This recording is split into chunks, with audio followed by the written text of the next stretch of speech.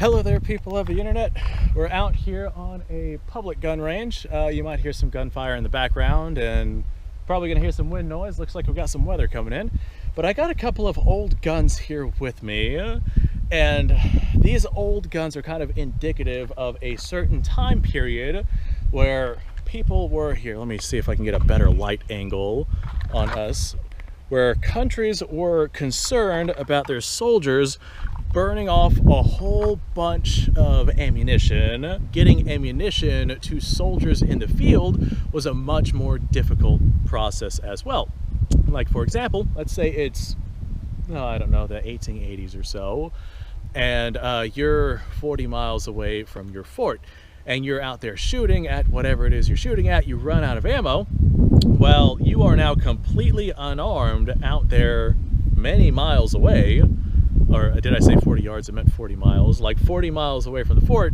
So you either have to have somebody go back to the fort and come back with more ammo on horseback or by walking or whatever method it is that you use, or the fort has to send like a cart out with ammunition to you so you can continue to fire your firearms and be out there on the frontier doing whatever it is that you're doing. So getting ammunition to soldiers was challenging, and like especially back during those particular time periods, and making the ammunition was challenging. There was a good reason why many countries, despite the fact that repeating firearms technology did exist in like the mid 1800s and later, a lot of countries continue to use like muzzle loaders or even paper cartridges, or single shot breech loaders that took brass cartridges, or like systems like that in an effort to conserve ammunition. While the fighting force is burning off that ammo, if they have repeating firearms, they're a great fighting force. But once they're out of ammo, that's where the big issues come in. The manufacturer of the ammunition also has a big issue. Like, for example, this is a 45-70 round that I have for my trapdoor Springfield here. This right here is an original trapdoor Springfield. This one's dated 1882. This 45-70 round, if you don't have the brass or the primer or anything like that, it can be quite difficult to make more ammunition in the field. But if you had something like a muzzle loader and you guys were settled in somewhere for a couple of months, you could make your own black powder and you could make your own bullets, and you don't need to worry about the brass cases. If you had flintlocks, go out and find yourself some flint or a way to ignite that powder, and you had a means to be able to self-sustain making your own ammunition out there on the frontier, to where like where you're at on the frontier you can just make your own ammo, versus something like this right here, which is significantly more complex. Granted, it is a much better system than something like a flintlock muzzleloader if you're actually going out and fighting with your rifles, which a lot of fighting took place in the 1880s where these firearms were most predominant.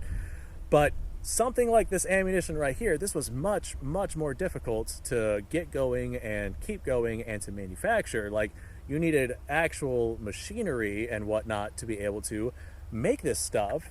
So speaking of ammunition, let's go ahead and aim you guys to right about there.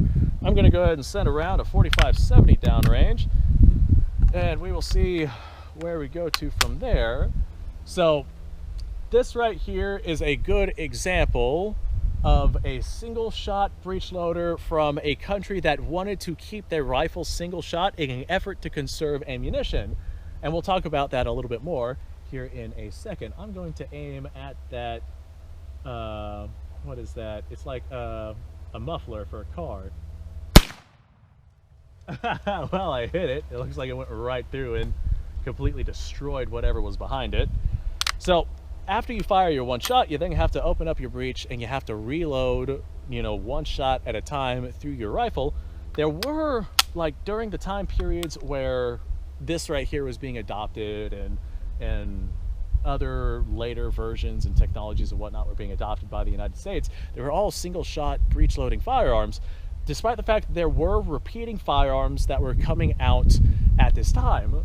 I know that the United States was experimenting with a repeating trapdoor Springfield, but it never really got to go anywhere. For the most part, they kept the trapdoor Springfield until the adoption of the 30-40 Krag, which was a repeating rifle. Now granted, it still had a magazine cutoff, so the idea was that you single load it unless you absolutely need the magazine, then you can use it as a repeating firearm.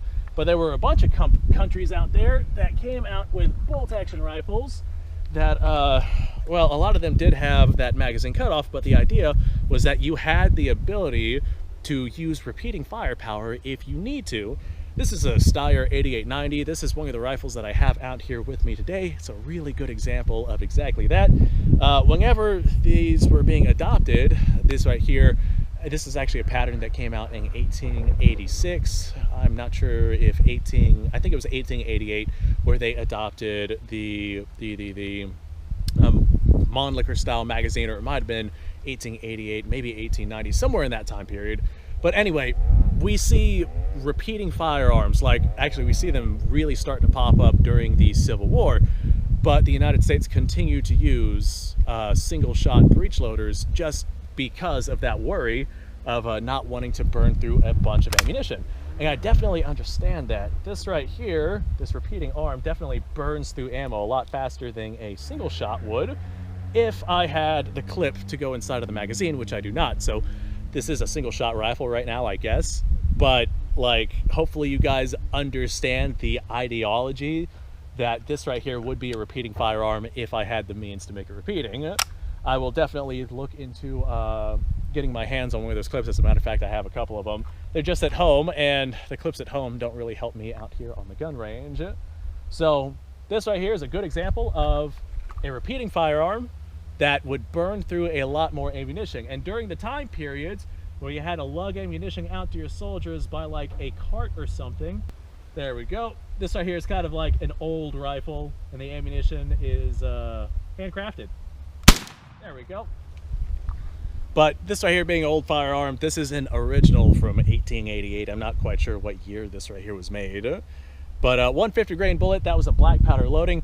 Shipping out all this ammo to your soldiers for these repeating firearms by like cart or something like that, I definitely understand why they thought that it was not a very good idea. So that's just one of the things that I find super fascinating about the time period. They knew that more rounds downrange would be more effective. There were firearms out there that was showing the effectiveness of these rounds going downrange and just how much more deadly more firepower was. But the issue is you run out of ammo, logistical issues stop you from getting ammo in a timely manner. It just was not a good proper setup, so they just decided to go with single shot breech loaders. We see ammunition issues popping up all throughout history, not just during those time periods. I mean, there's plenty of spots in World War II where soldiers were running out of ammunition just because of logistical issues. So that's my 2 cents on that particular subject. I'm going to do the outro now because my camera's dying. Thanks for watching, folks. I appreciate your time. Like, subscribe, share. Description below has a link to all sorts of stuff. Go check it out. You guys go off, have yourself a fantastic day. I'll see you guys on the next episode.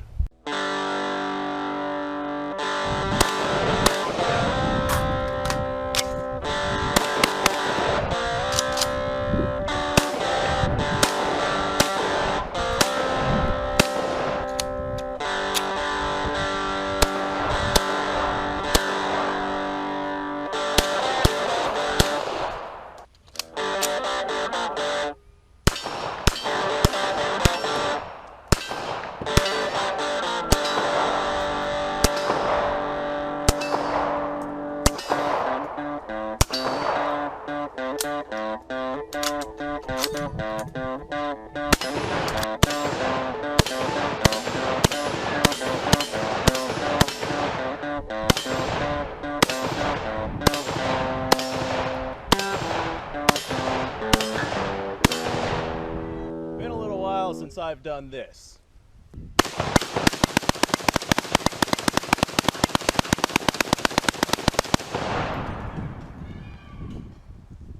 Bonnie and Clyde be damned.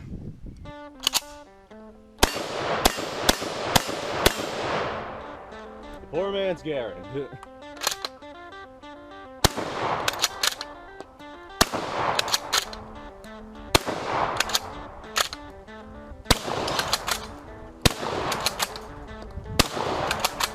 It's a shame that bolt-action shotguns aren't more mainstream.